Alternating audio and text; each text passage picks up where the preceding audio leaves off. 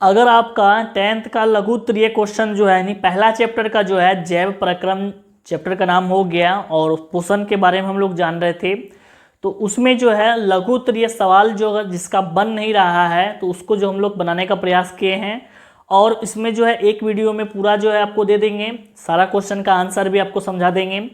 और वीडियो पसंद आता है तो लाइक करें, शेयर करें और अपने दोस्तों के साथ शेयर भी जरूर करें और चैनल को सब्सक्राइब नहीं किए हैं सब्सक्राइब करके भी बेल आइकन को प्रेस जरूर करें और नोटिफिकेशन को ऑल पर सेट कर दें ताकि जब भी वीडियो डालें नए नए वीडियो आप उसका जो है नोटिफिकेशन आप तक पहुंचे और उसको पढ़ सकें।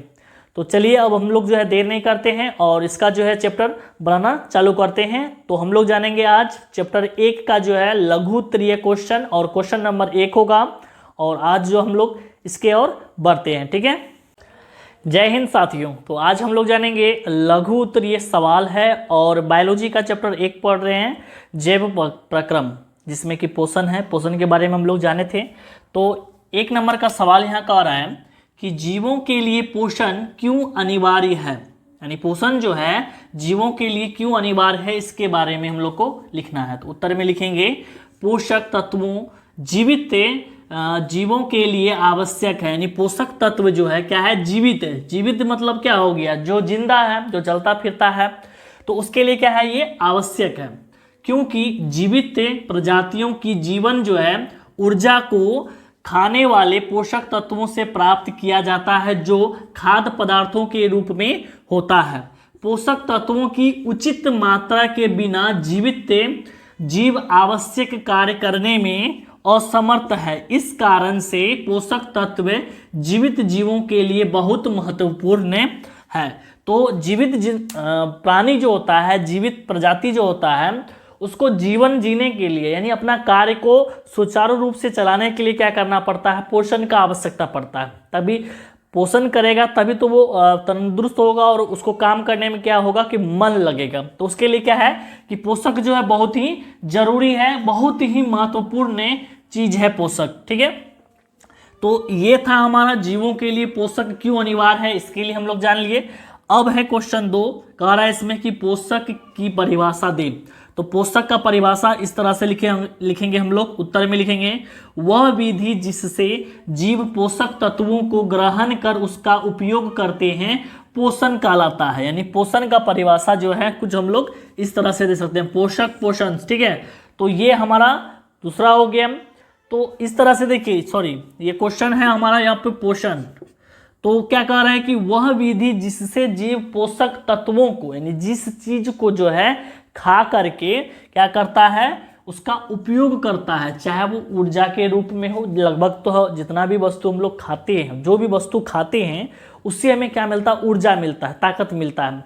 तभी क्या होता है कि हम लोग उस काम को क्या करते हैं, पूरा कर पाते हैं, कार्य को पूरा कर पाते हैं। उसी को क्या बोलते हैं, पोषण कहते हैं। क्लियर है।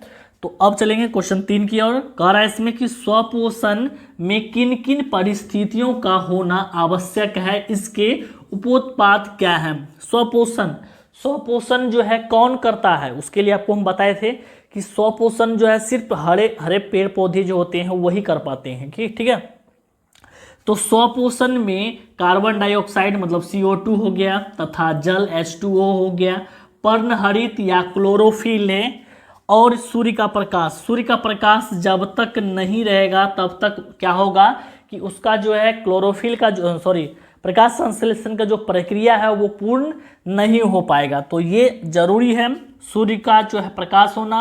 और क्या कर रहा है, कार्बन डाइऑक्साइड जो कि उसको वायुमंडल से प्राप्त होता है, जल जो कि मिट्टी से प्राप्त करता है। उसके बाद हो गया पर्णहरित या क्लोरोफिल, पेड़ पौधे के जो पत्ते होते हैं उसमें क्या होता है, क्लोरोफिल जो है मौजूद रहता है। ठीक है, जिससे वो अपना भोजन प्राप्त कर सकता है, बना सकता है। तो ये था हमारा स्वपोषण के लिए जो जो चीज चाहिए उसका हो गया। अब कह रहा है कि इसके उपोत्पाद के लिए क्या बनाता है, यानी उपोत्पाद के रूप में क्या करता है।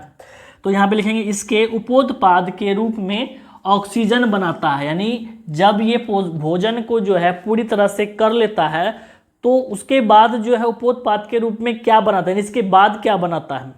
तो इसके बाद वो क्या बनाता है, ऑक्सीजन बनाता है। ऑक्सीजन बनाता है तभी हम लोग जो है ले पाते हैं। ठीक है, हम लोग जो छोड़ते हैं कार्बन डाइऑक्साइड CO2 तो पेड़ पौधे क्या करते हैं, वो उसको अपने भोजन के रूप में ग्रहण करता है, ठीक है। यानी प्रकाश संश्लेषण प्रक्रिया को पूरा करने के लिए जो है कार्बन डाइऑक्साइड जरूरी है। अब वही चीज जो है जब वो उपोत्पाद के रूप में ऑक्सीजन जब छोड़ता है तो हम लोग जो है उसे क्या करते हैं, ग्रहण करते हैं, और हम लोग का भी भोजन जो है ऑक्सीजन के माध्यम से ही पचता है। अब आगे क्वेश्चन चलते हैं। क्वेश्चन नंबर 4 कह रहा है कि परपोषण से आप क्या समझते हैं, यानी परपोषण क्या होता है। तो उत्तर में लिखेंगे परपोषण वह प्रक्रिया है जिसमें जीव अपना भोजन स्वयं संश्लेषित न कर किसी न किसी रूप में अन्य स्रोतों से प्राप्त करता है। क्या कह रहा है कि परपोषण जो वह विधि होता है, वह प्रक्रिया होता है कि जिसमें जीव जो है अपना भोजन स्वयं संश्लेषित नहीं करता है, ठीक है, तो क्या करता है, किसी ना किसी रूप में किसी और वस्तु पे यानी अपने जो है किसी अन्य जीव पर जो है निर्भर रहता है, तो उसी को क्या बोलते हैं, परपोषण बोलते हैं, चाहे वो जो विधि से ग्रहण करे, ठीक है। तो ये था हमारा क्वेश्चन 4। अब आगे हम लोग जानेंगे क्वेश्चन नंबर 5 की ओर, ठीक है। क्वेश्चन 5 यहाँ कह रहा है कि मृत जीवी पोषण किसे कहते हैं। तो इसका उत्तर में लिखेंगे ऐसा जीव जो मृत जंतुओं और पौधों के शरीर से अपना भोजन अपने शरीर की सतह से घुलित कार्बनिक पदार्थों के रूप में अवशोषित करते हैं, उसे हम लोग क्या बोलते हैं, मृत जीवी पोषण बोलते हैं।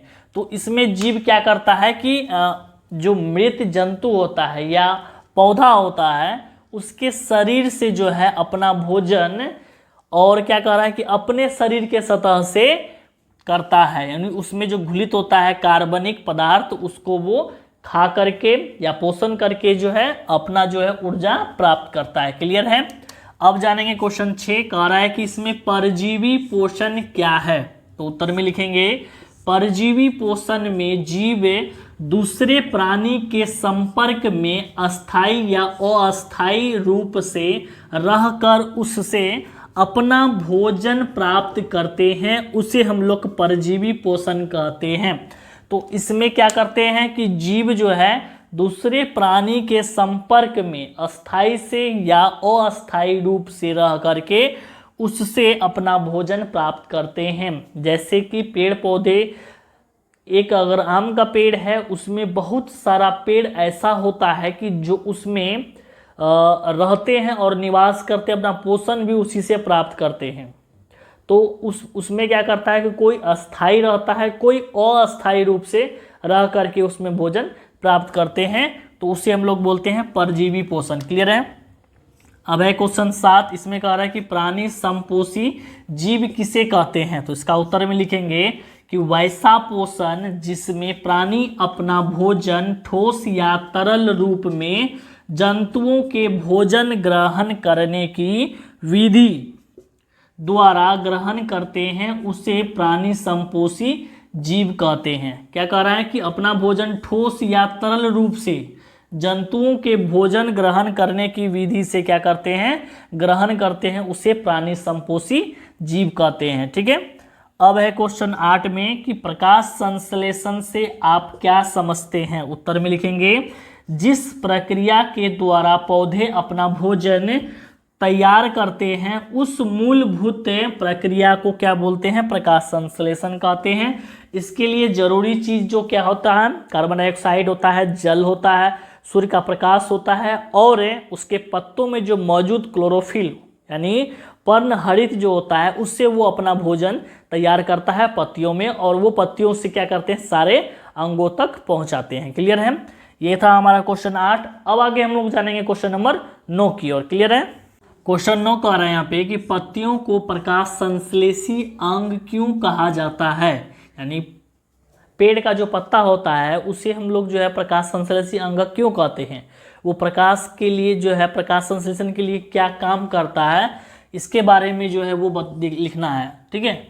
तो उत्तर में लिखेंगे क्लोरोप्लास्ट में क्लोरोफिल वर्णक पाए जाते हैं। चूंकि ये अधिकांशतः पौधों की पत्तियों में पाए जाते हैं, इसलिए पत्तियों को क्या बोलते हैं, प्रकाश संश्लेषी अंग बोलते हैं।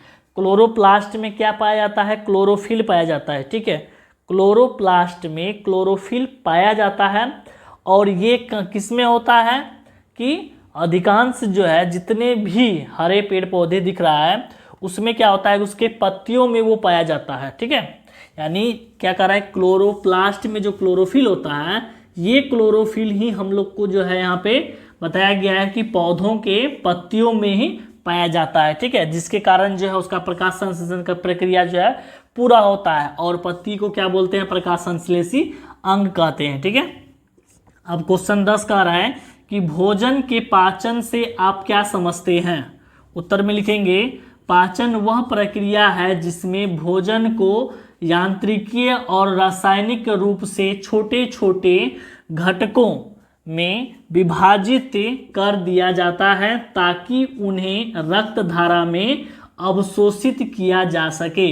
यानी भोजन जो हम लोग करते हैं उसका जो पाचन होता है वो क्या होता है, उसका यांत्रिक या रासायनिक रूप से क्या होता है, छोटा छोटा घटक में बढ़ता है, विभाजित होता है, और ये इसलिए होता है ताकि वो रक्त धारा में क्या कर सके, अवशोषित कर सके और ऊर्जा मिल सके। क्लियर है। क्वेश्चन 11 का आ रहा है यहाँ पे कि मनुष्य के मुख गुहा में कितनी जोड़ी लार ग्रंथि पाई जाती है, उनके नाम लिखे। तो उत्तर में लिखेंगे, मनुष्य के मुख गुहा में 3 जोड़ी, कितनी जोड़ी, 3 जोड़ी लार ग्रंथियां पाई जाती है। नंबर 1 में लिखेंगे पैरोटिड ग्रंथि, नंबर बी में सब मैंडिबुलर लार ग्रंथि, नंबर सी में लिखेंगे सब लिंगुअल लार ग्रंथि। ये 3 प्रकार का जो है लार ग्रंथि पाया जाता है मनुष्य के मुख गुहा में। तो पहला नाम है पैरोटिड ग्रंथि, सब मैंडिबुलर लार ग्रंथि, सब लिंगुअल लार ग्रंथि। ठीक है, अब आगे हम लोग चलते हैं, क्वेश्चन नंबर होगा अब 12। क्लियर है।